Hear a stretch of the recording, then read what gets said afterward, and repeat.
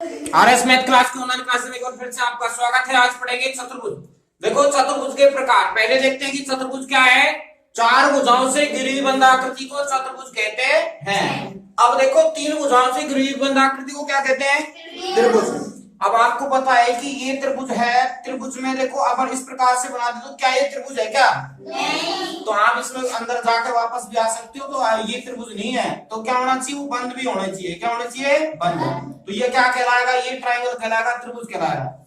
यहाँ चतुर्भुज चार भुजाओं से घिरी बंद आकृति को चतुर्भुज कहते हैं। फॉर एग्जाम्पल उदाहरण के लिए जैसे कोई भी आप बना सकते हो इमेज, जिसकी आकृति बना सकते हो ए बी सी डी। ये क्या है? एक चतुर्भुज है। ठीक है, तो यहाँ पे हम लिखेंगे चतुर्भुज के प्रकार। क्या लिखेंगे? चतुर्भुज के प्रकार। चतुर्भुज आपके 5 प्रकार के होते हैं। यहाँ पे कितने प्रकार के? 5। जो देखते हैं कि चतुर्भुज के प्रकार। चतुर्भुज के प्रकार तो पहला आपका है देखो वर्ग। क्या है भाई? वर्ग। दूसरा आपका है यहाँ पे आयत। क्या है भाई? आयत। नंबर 3 कंडीशन यहां आपके होगी समचतुर्भुज। क्या है भाई? समचतुर्भुज। इसके बाद में नंबर 4 ले तो समांतर चतुर्भुज। समांतर चतुर्भुज। इसके बाद आपका लास्ट पॉइंट 5वां है, वो आपका रहेगा समलंब चतुर्भुज। समलंब चतुर्भुज। ठीक है, तो टाइप ऑफ यहां पे आपके चतुर्भुज के प्रकार हो गए 5 प्रकार से। अब आपका पहला है वर्ग। क्या लिखेंगे? वर्ग। तो वर्ग आपका पहला जो टाइप है इसके बारे में देखते हैं क्या है। देखो चार भुजा, तो इन सब की क्या रहेगी? 4 भुजा। लेकिन वो 4 भुजाएं किस प्रकार से है, क्या नहीं, वो आपको समझना है। तो देखो मैं वर्ग के साथ आपको समझाऊंगा समचतुर्भुज को। किसको समझाऊंगा? समचतुर्भुज को। तो इसको थोड़ा देख लेते हैं वैसे ही। देखो वर्ग होता है ऐसा चतुर्भुज। क्या लिख सकते हो आप? ऐसा चतुर्भुज। क्या लिखोगे? ऐसा चतुर्भुज जिसकी चारों भुजाएं बराबर हो। चारों साइड क्या हो? बराबर। ठीक है, ऐसा चतुर्भुज जिसकी चारों भुजाएं क्या हो? बराबर। क्या कहलाएगा? चतुर्भुज कहलाएगा। ठीक है, तो यहां आपको बताना है कि ए बी सी और डी क्या कहलाएगा? चतुर्भुज। कब कहलाएगा? जब आपको इसके विकर्ण एक सामने सामने वाले कोणों को मिलाना क्या कहलाता है? विकर्ण। और इसके प्रत्येक एंगल कितने डिग्री का होता है? प्रत्येक कोण 90 डिग्री का, 90 डिग्री एंगल होना चाहिए। ठीक है, तो यहां कह सकते हो प्रत्येक एंगल 90 डिग्री का, और इसके विकर्ण भी क्या होने चाहिए? बराबर। अब देखते हैं इसके बारे में। यदि ए बी बराबर, ए बी भुजा बराबर है बी सी भुजा, बराबर है सी डी भुजा, और बराबर है ए डी भुजा। देखो आपको पता है कि यहाँ पे जो ये वर्ग है, वर्ग की कितनी भुजाएं? 4 भुजाएं। बताओ कौन कौन सी है? A B, B C D और ए डी। 4 भुजाएं है, नहीं बताओ है? A B C C D और ए डी। प्रत्येक कोण कितने डिग्री का रहेगा? 90 डिग्री। चतुर्भुज का मतलब कैसा भी प्रकार हो इनमें से, लेकिन चतुर्भुज के सारे अंदर के कोणों का योग, चारों अंदर के कोणों का योग 360 डिग्री होता है। कितना होता है? 360। एक वृत्त होता है, इसका पूरा चक्कर कितने डिग्री का होता है? 360 डिग्री का। त्रिभुज के तीनों अंदर के कैसा भी त्रिभुज हो, मैंने त्रिभुज के प्रकार आपको बताए थे, उसमें सभी त्रिभुज के प्रकारों में क्या मैंने क्या बताया था आपको? त्रिभुज के 3 अंतर कोणों का कितने डिग्री होता है? 180। कितना होता है? 180। 360 डिग्री अंतर के कोणों का योग। चतुर्भुज के 4 अंतर कोणों का योग कितना? 360 डिग्री। कितना भाई? 360 डिग्री। तो इसी प्रकार से अपन इसको आगे देखते हैं।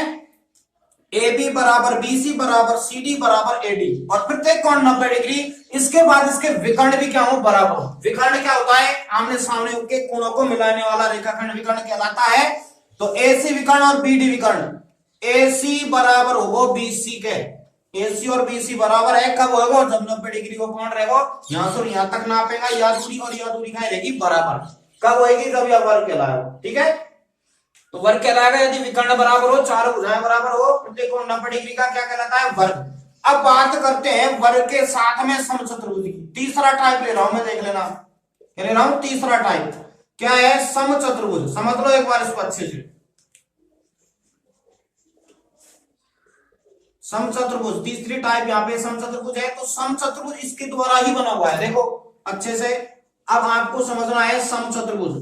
देखो चारों भुजाएं तो इसमें भी बराबर रहेंगी, चारों भुजाएं तो इसमें भी बराबर है। समचतुर्भुज की चारों भुजाएं सम, वैसे ही पता लग रहा है सम मतलब समान, चतुर्भुज मतलब चार भुजाएं होती हैं चतुर्भुज की। तो समचतुर्भुज मतलब चारों भुजाएं समान हो। सम का मतलब क्या हो? समान। तो यहाँ पे चतुर्भुज की चारों भुजाएं बराबर है, समान है। ये देखो ये निशान लगाते हैं, किसके लिए लगाते हैं? समान होने के लिए। चारों भुजाएं तो इसकी भी समान थी। इसका प्रत्येक एंगल कितने डिग्री का नहीं है? 90 डिग्री का नहीं है। अगर ये कोण 90 डिग्री का नहीं है भाई, कम होगा एक ज्यादा रहेगा, तो क्या करेंगे? इनके विकर्ण बराबर नहीं होंगे। इनके विकर्ण क्या नहीं होंगे? बराबर। अगर इनका विकर्ण बराबर नहीं है, प्रत्येक कोण 90 डिग्री का नहीं है, तो ये क्या कहलाएगा? समचतुर्भुज। क्या कहलाएगा भाई? समचतुर्भुज।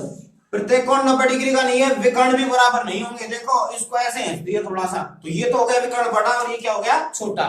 ठीक है, ऐसे देखो खींच दिया ना, तो ये क्या हो गया? विकर्ण बड़ा और ये क्या हो गया? छोटा। तो नाम दे सकते हो ए बी सी डी। तो बताओ ए सी, पहले तो आप बताओगे ए बी बराबर सी डी बराबर, A B C D B C बराबर सी डी और बराबर क्या है? A D. चारों भुजाएं बराबर है, चारों भुजाएं बराबर है। तो इसके बाद मैंने आपको बताया था जो ए सी विकर्ण बराबर नहीं है किसके?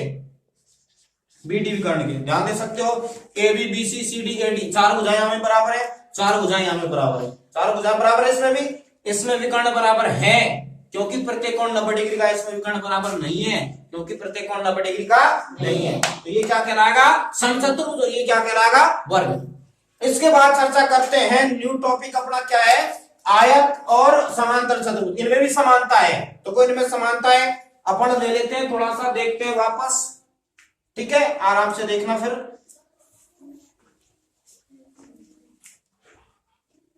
नेक्स्ट टॉपिक क्या है आपका? यहाँ पे आयत। दूसरा टॉपिक क्या था? आयत। और आयत के साथ में क्या है अपना? चौथा नंबर पे क्या था? समांतर चतुर्भुज। समांतर चतुर्भुज। ध्यान दीजिए, तो आयत के बारे में पढ़े, समझना बहुत अच्छी बात है। समझ आ गया तो सब कुछ हो गया। देखो आयत में क्या होता है? आमने सामने की भुजाएं बराबर होती है, प्रत्येक कोण 90 डिग्री का होता है और विकर्ण भी बराबर होते हैं। सेम कंडीशन इसमें क्या होगा? आमने सामने की भुजाएं इसमें भी बराबर होंगी, इसमें प्रत्येक कोण 90 डिग्री का नहीं रहेगा और विकर्ण भी बराबर नहीं होंगे। ये समांतर चतुर्भुज कहलाएगा। देखो, और आमने सामने की रेखाएं भी समांतर होंगी। देखो तो मैं आपको बताता हूं, यहाँ पे आयत में क्या होगा? आमने सामने की साइड है वो बराबर होंगी। जो भुजाएं हैं ये इसके बराबर और ये वाली इसके बराबर। ठीक है, तो ए बी सी डी क्या कहलाएगा? आयत कहलाता है। ठीक है, अब यहाँ पे प्रत्येक कोण कितने डिग्री का? 90 डिग्री का होना चाहिए। कितने डिग्री का? 90 डिग्री का। इसके विकर्ण भी क्या होंगे? बराबर। ये वाली लाइन और ये वाली लाइन क्या होंगी? बराबर। क्या कह सकते हो बताओ? ए बी किसके बराबर? बताओ ए बी किसके बराबर? सी डी के बराबर, क्योंकि आमने सामने की भुजाएं बराबर है ना। तो ए बी बराबर सी डी, इसके बराबर। इसके बाद बताओ जो ये बी सी वो किसके बराबर हो जाएगी? ए डी के। बी सी किसके बराबर बताओ? बी सी बराबर हो जाएगा ए डी के। ठीक है, अब बताओ आगे। नेक्स्ट देखो, ए बी सी डी के बराबर और ए डी का के बराबर होगा, या बी सी ए डी के बराबर। ठीक है, आमने सामने भुजाएं बराबर करती और विकर्ण बराबर होंगे। इसमें ए सी बराबर किसके हो जाएगा? बी डी के। ये क्या कहलाएंगे? विकर्ण। ये विकर्ण है, जो विकर्ण क्या हो गए? बराबर। अब इसके बाद में आपको पता है ये क्या कहलाएगा? एक आयत कहलाएगा। इसी प्रकार से इसमें ध्यान दो इधर थोड़ा सा, कि यहां आपको करना है कि ये आपका कहलाएगा। देखो आमने सामने भुजाएं तो इसमें भी बराबर है, ए बी सी और डी। ये क्या कहलाएगा? समांतर चतुर्भुज। कब कहलाएगा? जब इसके विकर्ण ये वाला इसके बराबर ना हो। देखो ये इसमें क्या होगा? ये विकर्ण होगा, ये इसके बराबर होगा। ठीक है, देखो पहली कंडीशन ये इसके बराबर, दो दो डंडी लगा रखे मतलब आमने सामने के बराबर। तीन डंडी मतलब ये भी विकर्ण भी बराबर है, विकर्ण बराबर है, यहाँ विकर्ण बराबर नहीं है, क्या नहीं है, विकर्ण बराबर नहीं है। तो क्या कहोगे, ए बी बराबर किसके, सी डी के, ए बी बराबर सी डी इसके बराबर। अब इसके बाद में बीसी, बीसी किसके बराबर बताओ, एडी के, बीसी किसके बराबर है, एडी के, ए बी बराबर सी डी, बीसी एडी के बराबर है। तो ये क्या कहलाएंगे, आमने सामने की भुजाएं बराबर होगी, विकर्ण बराबर नहीं है। तो क्या कहोगे, AC not equal, AC not equal BD। तो यहाँ पे आपको क्या करना है, विकर्ण बराबर नहीं है, ठीक है। पिछले में भी क्या होगा आपका, उसमें विकर्ण बराबर नहीं था, समांतर समचतुर्भुज में विकर्ण बराबर नहीं था, चार भुजाएं बराबर थी, ठीक है।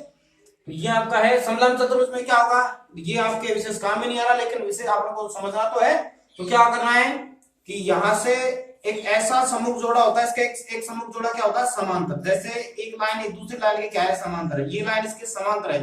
तो आप किसी प्रकार से ये छोटी बड़ी हो सकती है, तो ये आपका क्या कहलाएगा, समलंब चतुर्भुज। आपके यहाँ क्या समझना है आपको कि ये सम्मुख जोड़ा क्या होता है, एक जोड़ा समांतर होता है, इसमें क्या होता है, समांतर, ठीक है। तो इस प्रकार से आप अच्छे से पढ़ सकते हो।